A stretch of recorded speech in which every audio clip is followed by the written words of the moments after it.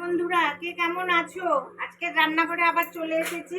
আমি আজকে রান্না করব চিংড়ি মাছ। এই দেখো বড় বড় চিংড়ি মাছ। আমি চোকলাগুলোকে ছাড়িয়ে নিয়েছি, কেননা খাওয়ার সময় খুব অসুবিধা হয়, সত্যি কথা বলতে। এখানে নারকোল আর বাদাম বাটা, এখানে আছে তোমার সর্ষে, তারপরে লঙ্কা জিরা বাটা, একটু পেঁয়াজ বাটা দিয়েছি, একটু রসুন বাটা দিয়েছি, একটু পোস্ত বাদাম সব বাটা একসঙ্গে করে রেখেছি।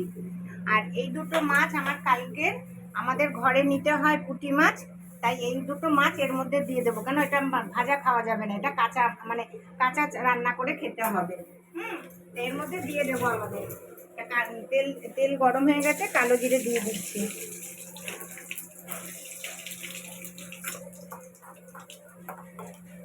আর মশলাটা দিয়ে দিলাম।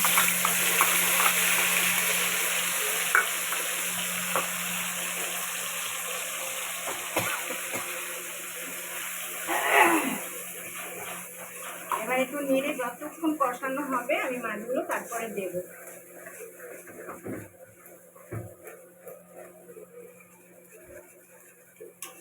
এই রান্নাটার নাম কি? এটা হলো চিংড়ির মালাইকারি। ওকে। মানে চোকলা শুদ্ধ দিলে দেখতে ভালো লাগতো, লাল লাল হতো চোকলাগুলো। হ্যাঁ, ক্রিমটা দেইনি, ক্রিম দিলে একদম সোনায় সোহাগা হয়ে যেত। তা মেয়ে এসছে, মেয়ে তো খেতে পারে না ওখানে মাছ, ওরা মাংস খায়, কিন্তু মাছটা ওদের চল মানে নেই, বলতে ভুল, ওদের থেকে অনেক দূরে বাজারে যেতে হয়। আমার মেয়ে আবার একটু ই টাইপের, ওকে যদি এনে দাও তাইলে খাবে, নিয়ে এসে খাবে না। ছোট মেয়ে, বুঝলে তো, ওকে এনে খাওয়াও তাইলে খাবে। সবাই তো সমান হয় না বলো। এখন বড় মেয়ে রাঁধতে শিখেছে, কিছু রান্না বাজার করলে মেয়েরা সবাই মিলে বলবে কাকিমা এটা কি করে রান্না করব, এটা কি করে রান্না করব বলে, তাই বলে দেয় এরকম করে রান্না করো। আমি মাছগুলোকে একটুখানি ভাপের মতন করে নিয়েছি, তাও আমি মাছগুলোকে দিয়ে দিচ্ছি।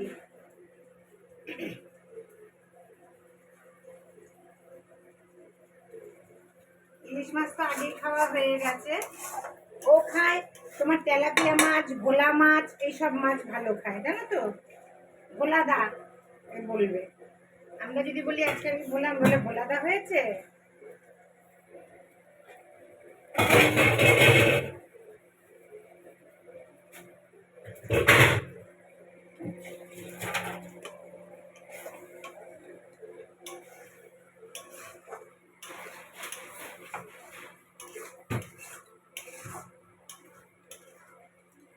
একটু হতে থাকো, তোমরা দেখতে থাকো। দেখো বন্ধুরা কি সুন্দর কষে গেছে, আমি দুটো কাঁচা লঙ্কা ফেলে দিয়েছি। এবার আমি এটার মধ্যে ঝোলটা দিয়ে দেবো, এই বাটিটাই ধুয়েই দিয়ে দিচ্ছি। দেখো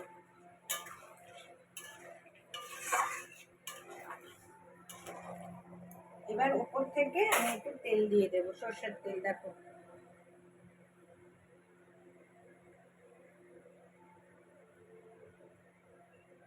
ঠিক আছে। এবার এই মাছ দুটো দিয়ে দিচ্ছি, এর মধ্যেই দিয়ে দিলাম, কিচ্ছু হবে না, ঠিক আছে। তাহলে তোমরা দেখতে থাকো। আলুগুলো দেবেন। ও, আবার একটু আলু ভেজে রাখতে হয়েছে। দেখো আমার ঘরের কিরকম মালাইকারি খায়, দেখেছো তো। আলুগুলো দিয়ে দিচ্ছি। কি বলবো, আমাদের ঘরে আলু মানে খেতে বসার আগে আলু, খেতে বসার আগে ডাল, মানে মাংস হলেও আমাদের ডাল লাগবে, 3-4 রকমের মাছ হলেও আমাদের। আমার শ্বশুরও ভীষণ ডাল ই করতো। তা তোমরা দেখতে থাকো, একটু ফুটে উঠুন, এটা তো বেশিক্ষণ সময় লাগবে না, ঠিক আছে। দেখো বন্ধুরা,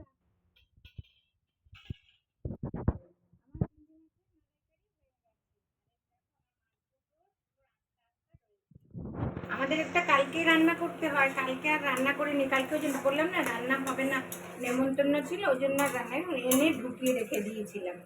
তা তোমরাও এইভাবে মালাইকারি রান্না করো আলু দিয়ে। আমাদের ঘরে আলু না দিলে হবে না, আলু দিতেই হবে, বুঝেছো। তা তোমরাও এইভাবে মালাইকারি করো। পুজোর সময় আমাদের কিছু খাওয়া হয়নি, মেয়ে এসছে অষ্টমীর দিন সকালবেলা, তার জন্য আর কিছু করতে পারিনি। এই 2 দিন বৃষ্টি বৃষ্টি, তার জন্য আজকে 2 রকমের মাছ করে দিলাম, যে খা। তা এখন ঝাল তরকারিটা দেখছে, বলছে দারুণ হয়েছে। মানে ও আবার একটু ঝাল, গরমেও ঝাল খায় কিন্তু অত না, কিন্তু ও আমাদের মতন, আমরাও একটুখানি ঝাল, কাঁচা লঙ্কার ঝাল ঝাল খুব দেখেছো। আমি কিন্তু এখানে শুকনো লঙ্কা ব্যবহারই করিনি, কিন্তু সুন্দর কালারটা এসছে। আর ছোট মেয়ে খেয়ে বলছে, বল তুই এক ঘর এক ঘর হয়েছে বলছে। এটাও আর ওটাও। এটা দুটোই এক ঘর হয়েছে। তাহলে তোমরাও এইভাবে মালাইকারি করো আলু দিয়ে। কি বলবো আর, বলো, কিছু বলার নেই। হ্যাঁ, তা অনেকে আলু দেয়, আবার অনেকে আলু দেয় না। যাই হোক, তা তোমরা আমাকে লাইক করো, শেয়ার করো, আর আমার চ্যানেলকে সাবস্ক্রাইব করবে অতি অবশ্যই, ঠিক আছে? বাকিটা আমি কমেন্টসে বলে দেবো। আর সবাইকে দশমীর শুভ বিজয়। অভিনন্দন, শুভ বিজয়। শুভ বিজয়া জানালাম তোমাদেরকে সকলকে। হ্যাঁ, ছোট বড় সকলকে জানালাম, ঠিক আছে? তাহলে আমি নামিয়ে ফেলবো, তাহলে রাখছি। সবাই ভালো থেকো, সুস্থ থেকো, নমস্কার।